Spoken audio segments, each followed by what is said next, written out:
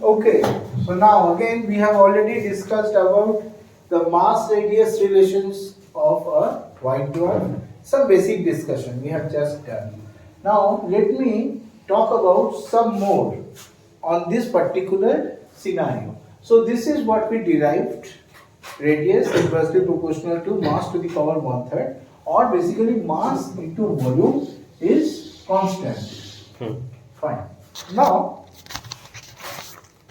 so if this is a white dwarf, okay, so if I keep on adding mass to it, what will happen? The volume will decrease. Keep on decreasing if I add more and more mass. So if I add theoretically infinite mass, the volume becomes 0. Okay. Yes, sir. Whenever such a thing happens in physics, students, be very careful. If, say for example in mathematics, you get an expression where something unnatural happens, then you have to rule out the possibility. Here also. Do you think such a thing is possible, where the volume will become 0, everything will be squeezed out? It's not possible. No. Now we have to find out the reason. Remember, when we derive this relation, what are the assumptions? First assumption, non-relativistic particles. Basically non-relativistic electrons. Assumption number 2, T equal to 0. Assumption number 3, completely relativist degenerate. Okay. Now, what happens is, as the mass keeps on increasing, that means there are more and more electrons, right? Now slowly the electrons start becoming relativistic, and that time the very assumption, one of the assumptions that the gas is non-relativistic breaks down.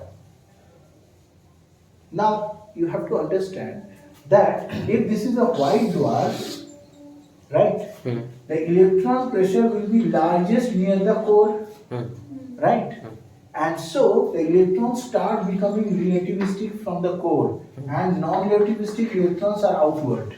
So the violation basically starts from the inside out, as the mass keeps on increasing, right? Okay, understand? So this is not possible, that if I keep on increasing mass, the volume will just infinitely go to 0. Just absolute.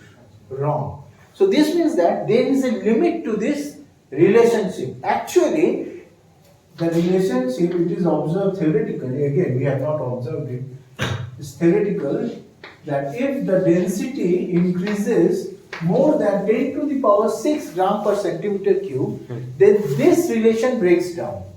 Why? Because for densities more than 10 to the power 6 gram per centimeter cube, the electrons near the core starts becoming relativistic. And as a result, what happens is that this relation breaks down. Next question. Okay, sir. Relation breaks down. Good. But we will have a new relation for relativistic electrons. What is the relation? So, you see, actually, now I am not deriving the relation, just let me write it down. So, near the center, electrons start becoming relativistic, and the outside the electrons are non-relativistic. Now, we just derived that this non-relativistic electrons degenerate, completely degenerate non-relativistic electrons, the pressure is proportional to rho to the power 5/3, independent of temperature. This we derived. Now, similarly, assuming relativistic gas, it can be derived that for relativistic case, the pressure, again electron, this time relativistic degenerate gas, this is proportional to rho to the power 4/3. See? Again independent of temperature, but look into the power. This is rho to the power 5/3, this is rho to the power 4/3. Okay, students, most of the time students just say, okay, so this is the power, powers are different. Physically, what does this mean? What does this mean physically? Bolo. Physically, This means that here the pressure is much more for the same density. Here the non-relativistic pressure is very large, but the relativistic pressure is small. Physical significance. Understand? So this means that if the density is much more than this, then then what happens is that we might get predictions from this relation that if actually it is observed that as the density reaches this, as the mass of the white dwarf increases and density reaches this limit, what happens is that this relation breaks down. What is the meaning of the fact this relation breaks down? The meaning is that this happens. The pressure is no longer large. Now the pressure is smaller. Remember what is happening in the white dwarf? We have got the gravitational force and the degeneracy pressure due to electrons. The other species also have pressures, but it is much smaller, right? Basically, it is a degenerate electron pressure which is counteracting gravity. Now, if this is non-relativistic, fine. Now, the moment electrons start becoming relativistic, what happens? This decreases. See? Non-relativistic degeneracy pressure rho to the power 5 by 3, relativistic is rho to the power 4 by 3. So, as the electrons become relativistic, this pressure decreases. So, what will be the result? The result is that if this is smaller, this will be much more. So, the result is that as the electrons become more and more relativistic, the radius of the white dwarf decreases. Because the relativistic degenerate electronic pressure is lower than that of non-relativistic case. Okay, so this you have to understand. This is one of the implications of relativistic case. So we have also discussed about the fact that volume going to zero is not possible, right? Next, mathematically, yes, this is mathematical, but again, this is possible if we have got a non-relativistic gas. As the mass increases, the electrons start becoming relativistic. Then you have to consider relativistic expression, and relativistic expression gives you this. But in a normal, very large mass white dwarf, you will have both relativistic and non-relativistic electrons. So you have to consider the pressure due to both of them. This is important, students. Okay. Understand? Any questions regarding this? Okay. So now, no questions. Okay.